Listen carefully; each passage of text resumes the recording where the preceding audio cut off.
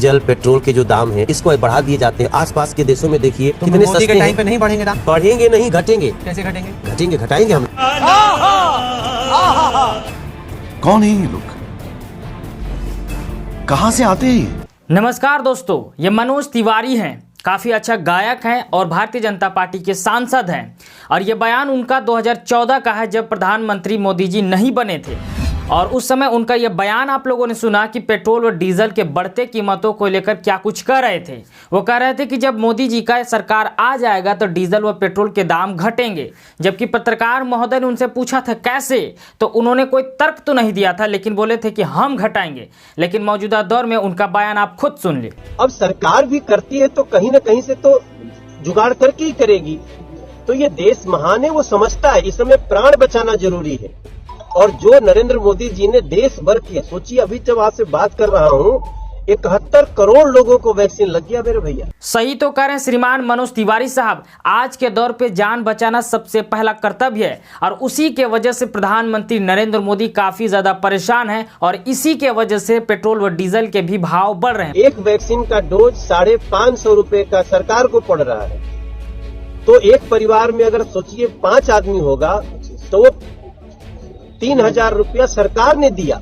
अब इसमें श्रीमान मनोज तिवारी साहब कितने अच्छे तर्क दे रहे हैं और जिसमें वो बता रहे हैं कि एक वैक्सीन का कीमत 550 रुपये है और यदि एक फैमिली में 5 मेंबर रहते हैं और पांचों को वैक्सीन लग जाता है तो सरकार यूं ही उस परिवार पे 3000 रुपया खर्च कर देते हैं। अब जैसे इस तरीके का बयान मनोज तिवारी के तरफ से आता है, सोशल मीडिया पे, ट्विटर पे एक अलग ही माहौल बन जाता है और लोग जो है मनोज तिवारी का जिस तरीके से इस तर्क का जवाब देते हैं आप अपने स्क्रीन पे देख सकते हैं। 550 गुने 5 बराबर 3000, ये तर्क तो मनोज तिवारी जी ही दे सकते हैं। डीजल पेट्रोल पर सरकार इसलिए ज्यादा रुपये ले रही है कि आपको वैक्सीन मुफ्त दी गई है, लेकिन मनोज तिवारी भैया, मेरे परिवार ने तो सारी डोज प्राइवेट अस्पताल में खरीद कर लगवाई है, तो मैं अपना पेट्रोल का रिफंड कहां से ले सकता हूं? बता दे, बड़ी कृपा होगी। यानी कि खिंचाई करते हुए उन्होंने ये कहा।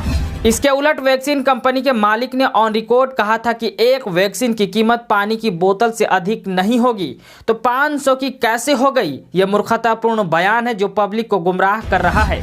इस तरीके का बयान, इस तरीके की चीजें सोशल मीडिया पे काफी ज्यादा ट्रेंड पे चलने लगा, क्योंकि जिस तरीके का बयान, जिस तरीके का तर्क माननीय महान मनोज तिवारी की तरफ से आया, तो ये बात तो होनी लाजमी थी। हर व्यक्ति को हम वैक्सीन लगा देंगे। अब इसके लिए जो थोड़ा बहुत कहीं न कहीं से पैसा इकट्ठा करना पड़ता है वो उसका डीजल पेट्रोल में आपको दिखता होगा, बाकी तो ये मोबाइल का कितना सस्ता होगा। अब इसमें महान ज्ञानी मनोज तिवारी साहब ये बता रहे हैं कि देश के एक एक आदमी को वैक्सीन लगवाना है और उसके लिए पैसों की जरूरत है और इसी के वजह से पैसों का जुगाड़ भी करना है। तो आप लोगों को पेट्रोल व डीजल में इसकी कीमत आप लोगों को दिखाई पड़ती होगी, लेकिन मनोज तिवारी साहब मैं आपको करेक्ट कर देना चाहता हूं। वैसे तो आप काफी ज्ञानी मालूम होते हैं, लेकिन मैं आपको वो चीजें करेक्ट कर देना चाहता हूं कि पिछले 1 साल में 3 लाख करोड़ का एक्साइज ड्यूटी प्रधानमंत्री नरेंद्र मोदी ने वसूल चुका है। और प्रधानमंत्री नरेंद्र मोदी ने ऑन रिकॉर्ड ये भी कहा था पूरे देश के वैक्सीनेशन के लिए महज 35,000 करोड़ का खर्च आएगा। तो जरा आप जाके प्रधानमंत्री से पूछ लीजिएगा कि पिछले 1 सालों में आपने 3 लाख करोड़ रुपए का जो एक्साइज ड्यूटी इकट्ठा किया था उसका पैसा कहां गया? चूंकि वैक्सीनेशन के लिए महज 35,000 करोड़ ही खर्च करने हैं, तो बाकी पैसे कहां गए? तो इस तरीके का बिना किसी सिर टांग वाला बयान बीजेपी के ये नेता दे के निकल जाते हैं। आप इनके इस बयान के बारे में क्या सोचते हैं, क्या राय रखते हैं, नीचे कमेंट बॉक्स में जरूर बताएं। फिर मिलेंगे एक नए वीडियो के साथ। जय हिंद।